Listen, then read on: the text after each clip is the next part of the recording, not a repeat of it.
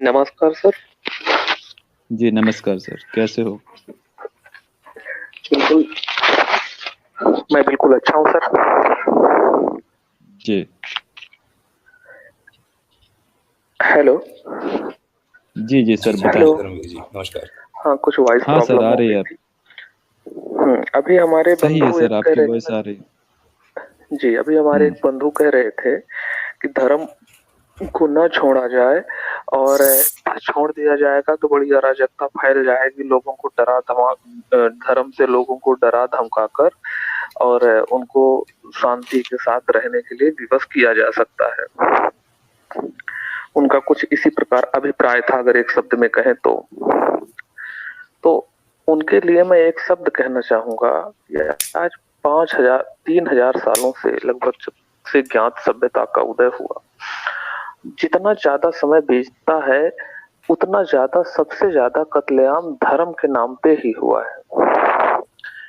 उनको हिटलर द्वारा किया गया कत्लेआम धर्म के नाम पे नहीं दिखाई देता? क्या उसमें पढ़ाई लिखाई की कोई कमी थी?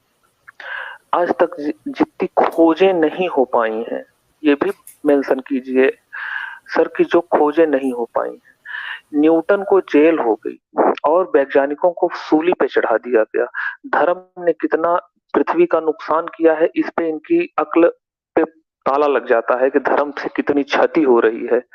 अगर धर्म ना होता तो हो सकता है कि अब तक हम लोगों ने मंगल ग्रह पे अपनी कॉलोनियां बना लिए होते, और ना जाने कितने विकास कर लिए होते, टाइम ट्रेवल तक होने की संभावना हो जाती, क्योंकि विज्ञान में कुछ भी असंभव नहीं है।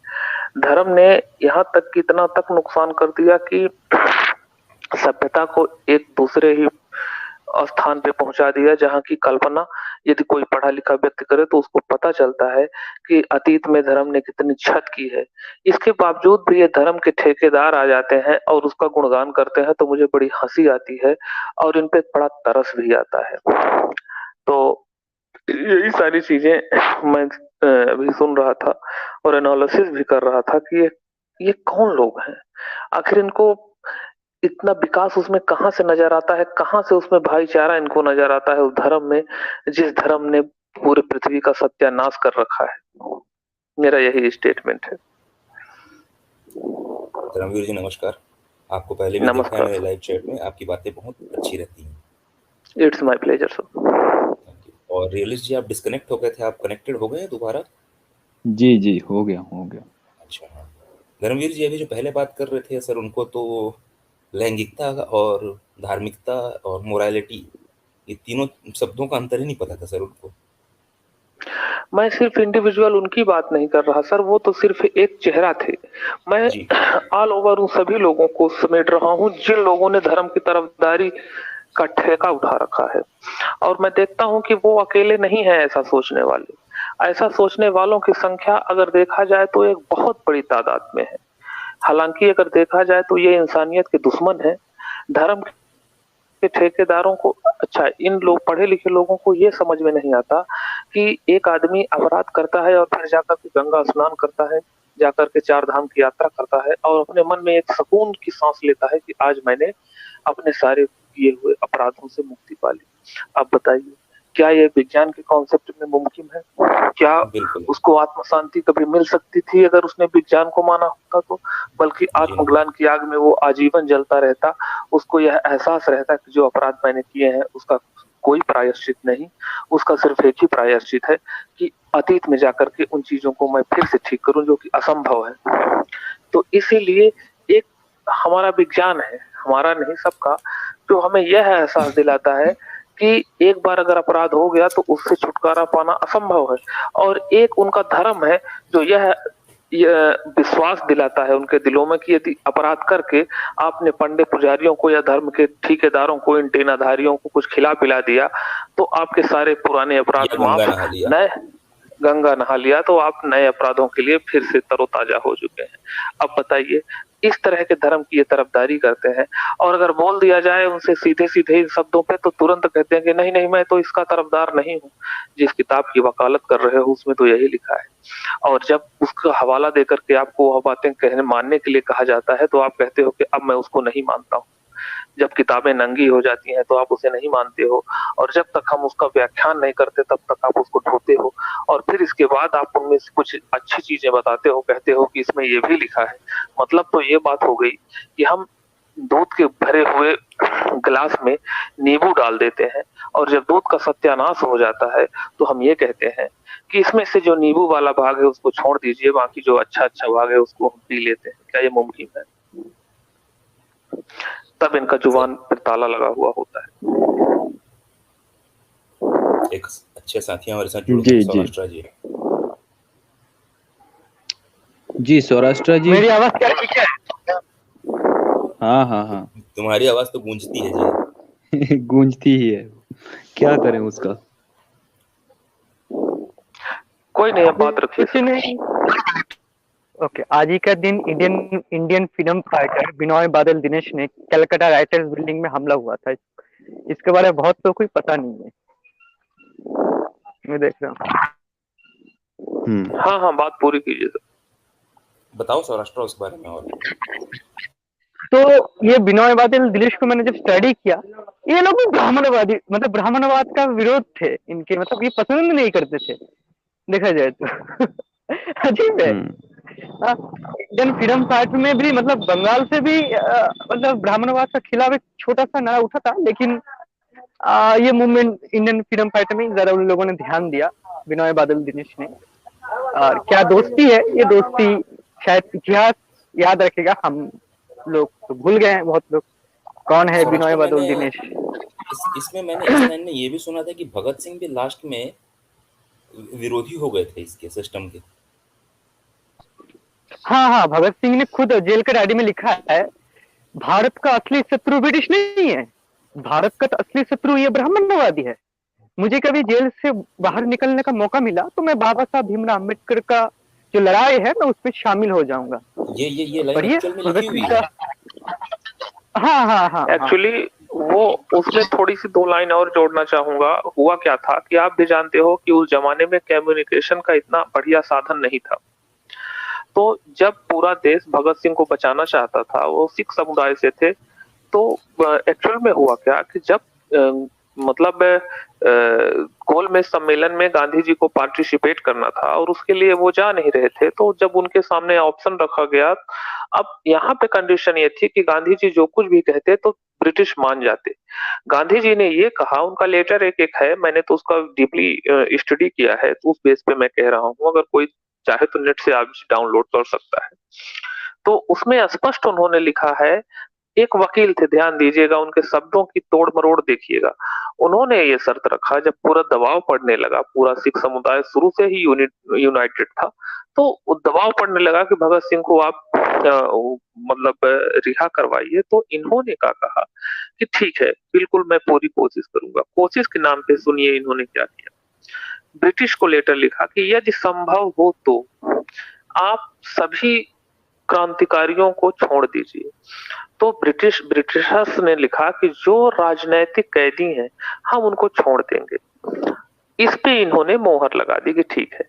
बाद में इन्होंने क्या कहा कि राजनैतिक कैदी को हमने छोड़ा था, सैंडर्स की हत्या का उनके ऊपर मुकदमा चल रहा है, वो तो राजनैतिक कैदी है नहीं।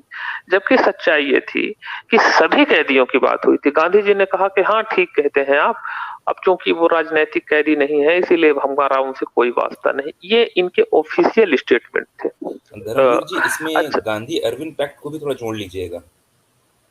जी। अब इसमें हाँ नहीं, मैं वो तो उनको मैंने थोड़ा सा वो रखा था। मेन जो बात आती है, अभी जो कुछ ये देशद्रोही संगठन जो अपना आरएसएस है, ये मैं नहीं कह रहा, ये सरदार वल्लभ भाई पटेल जी की स्टेटमेंट थे कि जो देश का गद्दार कौम और देशद्रोही संगठन आरएसएस है, इसको देश पे खतरा है। ये सरदार वल्लभ भाई पटेल के स्टेटमेंट थे, मैं उसी का रेफरेंस दे रहा हूँ। तो अब चूंकि इतने बड़े महान शख्सियत थे, तो इसीलिए मैं आज भी उन्हीं शब्दों से संबोधन देता हूं जो इनके लिए सब सटीक और सूट करता है। तो जो अपने ये देशद्रोही संगठन आरएसएस के लोग थे, तो आज ये कहते हैं कि भीमराव अंबेडकर इतने बड़े वकील थे, तो उन्होंने भगत सिंह को क्यों नहीं छुड़ाया। बिल्कुल मैं एग्री करता हूँ उन्हें छुड़ाना चाहिए, लेकिन कब? तब जब उनके पास फाइल जाए, जब उनको कोई हायर करे, तब ना एक अथॉरिटी मिलती है किसी वकील को कि क्या डायरेक्ट वकील लड़ सकता है मुकदमा किसी का अपने से जा करके? क्या ये पॉसिबल है? जो भी लॉ के स्टूडेंट होंगे या आप में से बहुत हमारे बुद्धिजीवी दोस्त हैं जो कि लॉ की डिग्री हासिल करी होगी, हालांकि मैंने भी थोड़ा बहुत लॉ जी पढ़ा है। इसमें हाँ जी सर, हम्म। वकील तो केस तो ले सकता है, लेकिन अगर केस हाँ की डिटेल्स वकील के पास ना जाए तो वकील केस पे हाँ, लड़ नहीं पाएगा और फेल हो लड़ जाएगा। नहीं पाएगा। Correct correct. तो यहाँ पे वही कंडीशन थी सर, इतने गुपचुप तरीके से सारे काम किए गए, इतने गुपचुप तरीके से सारी चीजें एस्टेब्लिश्ड की गई। अंबेडकर जी के पास उस वक्त, आज के जमाने में कम्युनिकेशन की इतनी कमी है जबकि संसाधन कितना विकसित हो चुका है, सोचिए उस जमाने में क्या स्थिति रही होगी। उस जमाने में उनके पास डिटेल्स के नाम पे एक लेटर तक नहीं था, मिलने तक नहीं दिया गया भगत सिंह से, और यहाँ तक कि इन्होंने पैरवी तक नहीं होने दी। सबसे बड़ी बात कि इन्होंने पैरवी तक नहीं होने दी और उनको इस केस से पूरी तरह दूर रखा गया। लास्ट में ये बातें तो जब भगत सिंह की किताब बाहर आई तब पता चला कि सच्चाई क्या थी, नहीं तो लोगों को पता ही न चलता कि आखिर इन्होंने भगत सिंह के लिए वकील क्यों हायर नहीं होने दिया, उनको बचाने का प्रयास क्यों नहीं किया गया, क्योंकि उन्होंने स्पष्ट कह दिया था कि देश के असली दुश्मन अंग्रेज नहीं है, देश के असली दुश्मन ये संघी गद्दार है। तो क्योंकि मैंने 25 में ही ये क्या बोलते हैं, आइडियोलॉजी इनकी शुरू से ही चलती थी सर। आइडियोलॉजी तो इनकी 1600 में 1700 1800 में ही स्टेब्लिश्ड हो गई थी, लेकिन धीरे धीरे जैसे जैसे दिन बीतते गए वैसे वैसे ये मजबूत होते गए और लास्ट में इन्होंने अपना रंग दिखा ही दिया। तो ये मैटर था कि मतलब भगत सिंह जैसे रेशनल जो थे या अन्य क्रांतिकारी थे जो इनका विरोध करते थे मानसिक रूप से, तो उनको मरवाने का इन्होंने पूरा षड्यंत्र रचा और उसमें ये सफल भी रहे। आज भी ये काम कर रहे हैं, कोई ऐसी बात नहीं है। आज देख लीजिए हमारी जो एक पत्रकार थी, कहाँ की थी, केरल की थी ना, क्या नाम था उनका? गौरी नाम लंकेश। बताइए तो राज्य बता गौरी लंकेश, गौरी लंकेश जी थी, कर्नाटका की थी। तो उनको किस तरीके से इन संघी गद्दारों ने मारने का काम किया, और फिर इसके बाद हद तो तब हो गई जब मामूली एफआईआर नहीं लिखी गई। सोचिए, एक छोटी सी मामूली एफआईआर नहीं लिखी गई, वो तो ट्विटर का ट्रेंड ना चला होता, गूगल, फेसबुक और ये क्या बोलते हैं सारे सोशल मीडिया प्लेटफॉर्म पे अगर वायरल ना हुई होती है चीजें, तो हमें लगता है कि प्राथमिक एफआईआर तक ना लिखी जाती। इसी तरीके से न जाने कितने ऐसे क्रांतिकारी लोग जो एक्चुअल में मतलब कलम की ताकत रखते थे, उनको मारने का काम किया गया इन मतलब लोगों द्वारा, जो भी ये हैं। तो आज भी इनका ये शेड्यूल चल रहा है। तो मैं अपने साथियों से फिर से रिपीट करना चाहूंगा कि हुए हैं क्रांतिकारी। धर्मवीर जी, आप इतने बड़े बड़े नाम लेते हैं ना तो हमारे साथी कुछ डर जाते हैं, ये मैंने महसूस किया है। नहीं, उनको डरने की जरूरत नहीं है। सोचिए, जब मैं नहीं डर रहा, मैं आपको एक छोटी सी तस्वीर दिखाता हूँ, जबकि अब आप समझ गए होंगे कि मैं किस बैकग्राउंड से बिलोंग करता हूँ। बिल्कुल बिल्कुल। तो जब मैं नहीं डर रहा तो मैं समझता हूँ कि हमारे स्वतंत्र साथी तो आजाद हैं, उनको उनके ऊपर कुछ लोग हैं सर, उनके दिमाग में डर है, हमको डर भगाना है। क्या उठाना चाहूंगा, इजाजत तो मैं एक वाक्य उठाना चाहूंगा, बहुत मजेदार है, शायद बहुत लोगों को पता नहीं। जो श्यामा प्रसाद मुखर्जी था, नेताजी के कहने में नेताजी के अनुरागी लोग पीट मार के उसका सर फोड़ दिया था, इसके बारे में बहुत लोगों को नहीं पता है। तो इन जैसे श्यामा प्रसाद जैसे, हाँ सर, बात पूरी कीजिए आप। ओके, तो मेरे को अजीब लगता है, श्यामा प्रसाद मुखर्जी का बाप था बंगाल का टाइगर सर आशुतोष मुखर्जी, और बेटा था ब्रिटिश का दलाल। तो इन जैसे लोग हम लोग को भी देशभक्ति क्या है वो हम लोग को अभी पाठ पढ़ा रहा है, बहुत दुख होता है, बहुत दुख होता है। और एक चीज में देखो, अभी भगत सिंह का मनुकरण हो रहा है, भगत सिंह को मनुकरण किया जा रहा है, बहुत सारे आर्य चलन में देख रहा हूँ, इन लोगों ने शिवाजी का कर दिया, अभी भगत सिंह कर रहा है। नहीं, अब नहीं पॉसिबल है। पगड़ी का रंग पीला हो चुका है, और पीलू से धीरे से भगवा होना बाकी है। हाँ, देखिए होता क्या है कि जब दिया बुझने वाला होता है तो बहुत तेज फड़फड़ाता है। तो और जब सूरज निकलने वाला होता है तो रात भयानक अंधेरा मतलब रूप दिखाती है। वही हालत यहाँ है कि वो अब भूल जाएं वो। अब जैसे जैसे लोग टाइम बीतता जाएगा वैसे वैसे ये सारी चीजें समाप्त होती जाएंगी और ये सब खत्म हो जाएंगे, इनके पूरे षड्यंत्र। भगत शिवाजी का नाम पहले लोग उतना अन्य स्टेट के लोग नहीं जानते थे, उतने जानते थे जितना थोड़ा बहुत किताबों में पढ़ा है। अब पूरे स्टेट के लोग जान रहे हैं, लगभग लगभग पूरा इंडिया उनको समझने लगा है, जानने लगा है। और ये भी जानने लगे हैं कि उनकी फौज में किस कास्ट के लोग रहते थे, उनकी आइडियोलॉजी की क्या थी, उनको मारने का काम कैसे किया गया, उनको बेटे को मारने का काम कैसे किया गया, औरंगजेब से कौन कौन मिला हुआ था, किसने संदेश भिजवाया था और किसने बीच में फिर खुफिया तंत्र तरीके से षड्यंत्र रच के संभाजी महाराज को मरवाया। सब लोगों को पता चल रहा है। अच्छा, फिर इसके बाद भगत सिंह की अगर बात आती है, आजकल भगत सिंह के इस नाम पे भी यही हो रहा है, जिस तरीके से मनुकरण किया जा रहा था। लेकिन अब मनवादियों की चालें विफल हो रही हैं। सबको पता चल चुका है कि भगत सिंह एक मतलब एथेस्ट थे। जेल में जाने के बाद वो बन गए थे, उन्होंने सारी चीजें देख ली थी। अच्छा, और अभी आपने कहा कि ये सर्टिफिकेट बांट रहे हैं, तो मैं इनके लिए सिर्फ एक ही शब्द कहना चाहूंगा कि जिनके बाप दादा अंग्रेजों के चाटुकार रहे थे, दलाल रहे थे और देश के गद्दार रहे थे, वही उनके आज माने गोरे अंग्रेजों की काली औलादें, या एक शब्द में कहा जाए तो गोरे अंग्रेजों की नाजायज काली औलादें आज देशभक्ति का सर्टिफिकेट बांट रही हैं। तो यह बहुत हास्यास्पद और बहुत ही मनोरंजक चीज लगती है कि लोग कैसे इन चीजों को एक्सेप्ट कर लेते हैं। लेकिन यकीन के साथ मैं कह सकता हूं सर कि ध्यान दीजिएगा, इनके जो समर्थक है ना, वो बहुत ही मतलब अल्पज्ञानी लोग हैं, जिन्होंने बेचारों ने, बेचारा शब्द यूज करना पड़ रहा है मुझे उनके लिए, जिन्होंने अभी देश दुनिया नहीं देखी है, या फिर देखे भी हैं तो बहुत सीमित दायरे तक। ठीक है, और यदि कोई व्यक्ति इनके समर्थन में वो है जो अच्छा एजुकेटेड है, उसने सब कुछ समझ रखा है, तो वो व्यक्तिगत लाभ के लिए होगा, व्यक्तिगत लाभ के लिए, ना कि उसके अंदर कोई परिवर्तन की लालसा होगी ना। तो आप भी जानते हो व्यक्तिगत लाभ सीमित समय तक होता है, वो ज्यादा देर तक नहीं टिक पाएगा। यही सारी चीजें हैं। तो इसीलिए इन सब चीजों में तो बिल्कुल अब घबराने की जरूरत नहीं है। अब तो मैं समझता हूँ कि इतना बड़ा बदलाव हो चुका है, इतना बड़ा बदलाव हो चुका है कि जिसकी हम कल्पना नहीं कर सकते। एक चीज है, हाँ, नजर कम आता है, नजर इसलिए आता है क्योंकि हमारे अंदर जो बदलाव हो रहा है, जो सोसाइटी में बदलाव हो रहा है, तो वही अपडेट ये भी ले रहे हैं। ऐसा नहीं है कि ये पीछे काम कर रहे हैं, इनकी काम करने की प्रणाली तो इतनी मजबूत है, समझ लीजिए कि सोशल मीडिया से भी ये एक्टिव है। लेकिन ये जानते हैं क्यों हार जाते हैं?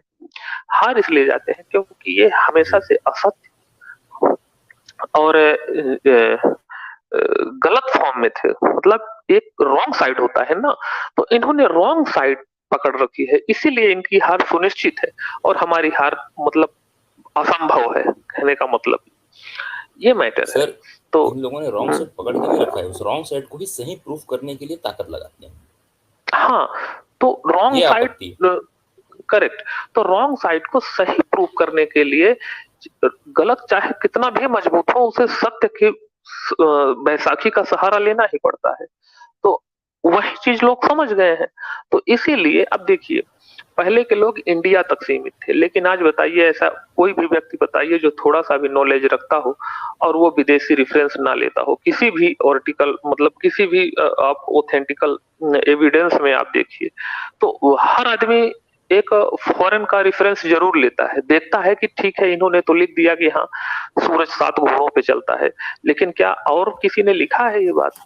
तो सबको पता चल जाती है कि नहीं है, कपोल कल्पित चीजें हैं।